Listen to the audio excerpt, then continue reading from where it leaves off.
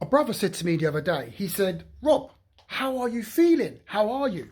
And you know what my response was to how am I? Listen, I said to him that I have noticed that the more I stay with God is the more unstuck my life is.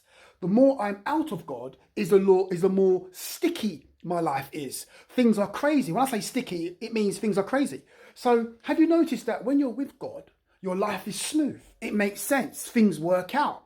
Okay, but when you're not with God and you're doing your own, living your own way according to your own principles and your own laws, have you noticed that your life gets stuck like this? Your mind gets bunged up. Your life is just, there's no flow.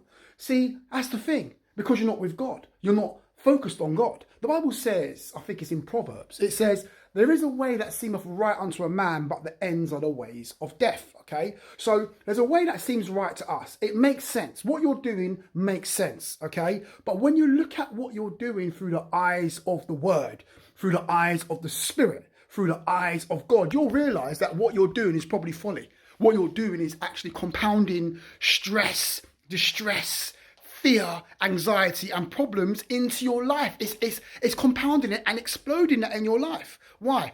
You'll find out that always happens when you're doing what you want to do, how you want to do it, not checking for God first. That's why the Bible says, seek God first. Seek ye first the kingdom and its righteousness, and all these things shall be added unto you.